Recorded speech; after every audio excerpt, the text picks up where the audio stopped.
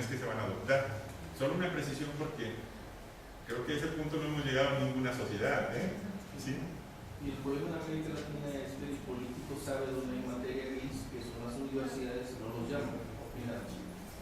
O sea, no son fuente de... O sea, en Estados Unidos, ¿por qué Estados Unidos es un país fuerte? Porque la apuesta de la ciencia, no, la ciencia se equivoca, ¿no? El 95% de la investigación linda está en el error, pero bueno, ese es, ya saben por dónde no ir, ¿no? En los gobiernos sería muy fácil, a ver, ¿qué es lo que tienes en las universidades públicas, privadas, lo que sea? ¿Qué es lo que tienes en las universidades? Sería más fácil para ellos trabajar por ese lado, o sea, se ahorraría un costo grandísimo. Y segunda cuestión, lo que decía Norberto Bobbio, es la democracia es el sistema menos dañino dentro de lo que conocemos hoy en sociedad, ¿sí? No es el perfecto. Todos los intelectuales están con la aristocracia. El gobierno los preparados, todos los intelectuales, quien vaya a contarle y el que se diga marxista, aún así, él piensa en una democracia, porque dice, el líder es el que tiene que conectar, a final de cuentas, ¿no? Y lo que dice, el intelectual, el preparado tiene una responsabilidad moral y ética de orientar al pueblo, llámese médico, ingeniero, lo que sea. Y el intelectual o el preparado tiene la obligación moral de enseñarle al gobierno a hacer gobierno. O sea, a fin de cuentas eso lo dijo Norberto Bobbio en la década de los 70, ¿no? 1970. Esa es la cuestión, o sea, todos los intelectuales en el mundo, o sea, de izquierda o de derecha, están con la aristocracia, ¿sí? De una u otra manera. El detalle está que, pues, hoy hay que escuchar los pueblos indígenas, cuántas que en la Corte Interamericana Evo Morales lo tienen mandado sus pueblos indígenas por Petrobras, ¿no? O por Repsol, o no me acuerdo qué compañía de gas o de petróleo. Entonces, hay que tomar decisión. Y ahí quiero contar esa cuestión. Sí, lo ideal sería una aristocracia, pero dentro de la aristocracia mucha gente se mete que no. Pero mira que en Bolivia los indígenas son mayoría. Sí. Que es precisamente el juego de los no excluidos, que ellos siguen siendo mayoría. Sí. No, pero además, totalmente contrario con lo que es el rector moral del gobierno de aristocracia, porque también es verdad que los intelectuales, que bueno, podrían ser consultores, pero también la historia nos demuestra que las teorías, inclusive constitucionales, la dogmática, se va adaptando para apoyar de alguna forma los gobiernos en turno, no sé, está Maquiavelo, de muchos que de alguna forma están sosteniendo las posturas o políticas de gobierno, con lo cual preferible, como dice Bobbio, que luego lo cito también en las clases de Rueda, que la democracia es el menos peor, tenemos claro que es el menos peor de los sistemas, no es el perfecto ni mucho menos, pero hasta ahorita es el menos peor. Claro que ya también estamos a un entendimiento de que la forma de Estado como tal está a punto de caer, ¿no? Porque no está respondiendo, no hay problemas que están por encima de la institucionalidad del Estado, ¿no? Pero sí que tienen que tener una participación mayoritaria, ¿no? Y bueno, como se expresa a través de la norma suprema, como mejor decía. Y en cuanto a la figura que maneja, pues acá en Colombia sí que dices que está funcionando.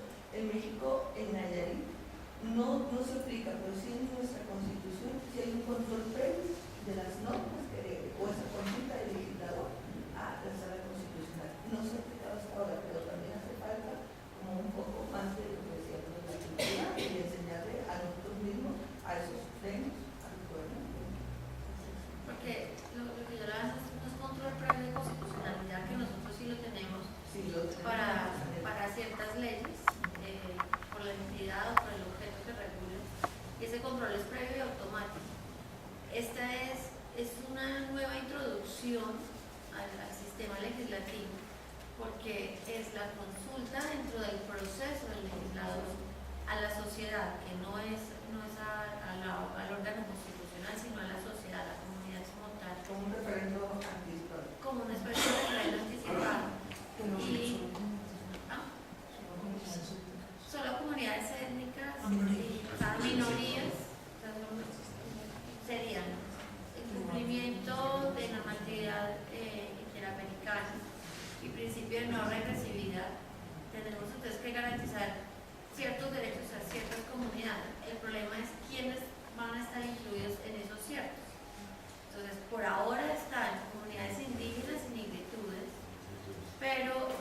proyectos de los ministerios para decir no solamente ellos por una discriminación histórica y unas acciones afirmativas merecen o necesitan esta consulta, sino también otro tipo de sectores.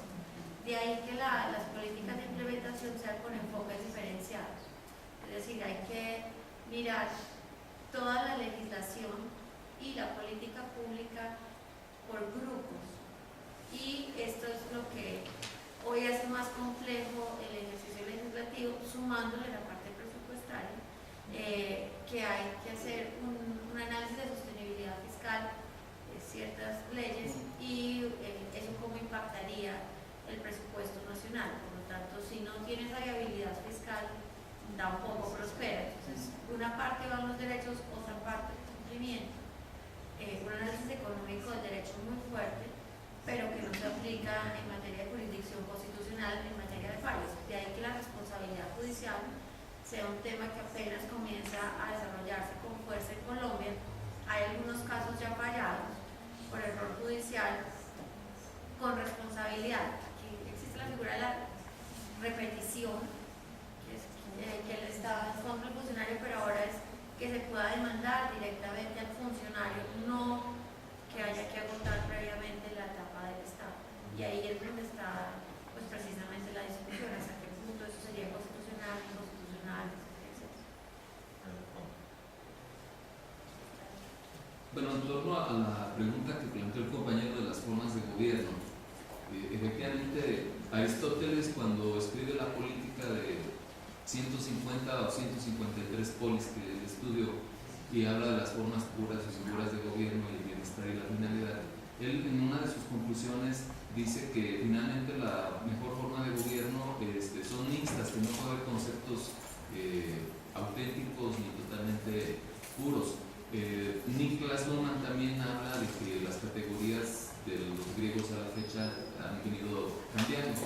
Ahora bien, si entendemos a la democracia como lo que decía Lincoln, el gobierno del pueblo, por el pueblo, para el pueblo, como decía Irina, lo que decía Churchill, que es el menos peor, o la forma que dice, yo pienso que ahí hay un instrumento que es la nomología para advertir, porque hay muchas formas de gobierno que se han venido decantando en la historia. Por ejemplo, el esquema británico del Parlamento británico, o lo que en 1689, lo que incorpora la Constitución española en el 1.3 del 6 de diciembre de 1978, de una monarquía constitucional o parlamentaria. Entonces, yo pienso que esas características se van construyendo en cada pueblo conforme sus circunstancias, y ahí un instrumento que estamos planteando es la nomología como una transdisciplina para ver esto. Por ejemplo, en México formalmente se supone que está la Federación de Estados y Municipios, pero en Nayarit y Jalisco está Tlatoani, Virrárica o mal llamado Huichol-Ocora. Hay autoridades también de las comunidades autóctonas. Entonces, eso no se ha podido sacar porque no hay una nomología o un estudio de las estructuras, y entonces estamos ante el formalismo. Entonces yo pienso que tratando de hilar, de que la aristocracia, que el gobierno de los mejores, los virtuosos, perfectos, etc. Yo pienso que esa dicotomía de las élites o oligarquías y el pueblo, la raza, los que están hasta abajo, y que son los más preparados posiblemente, pero ahí también Aristóteles habla de la clase media. Y también el artículo 3 de la Constitución de México, fracción 2, inciso A, que me parece magnífico, precedido por el párrafo primero, que dice: la educación en México tenderá a desarrollar armónicamente todas las facultades del ser humano y fomentará en él a la vez el amor a la patria, los derechos humanos, la solidaridad internacional, la independencia y la justicia. Lo dice. La educación en México será democrática, entendiendo la democracia no solamente como una estructura jurídica, un régimen político, sino como un sistema de vida fundado en el constante mejoramiento económico, social y cultural del pueblo. Entonces yo pienso que si lo que queremos es que todo el pueblo participe, pues hay que educarlo como el gran medio, y que definitivamente habrá gente de más talento que pueda tomar determinadas decisiones, pero como bien decía la doctora Lina, es la aspiración. Entonces la aspiración, y lo planteó Aristóteles, la libertad e igualdad, y también lo planteó Rousseau, cuando dice, bueno, si queremos un gobierno perfecto democrático tendrán que ser puros dioses.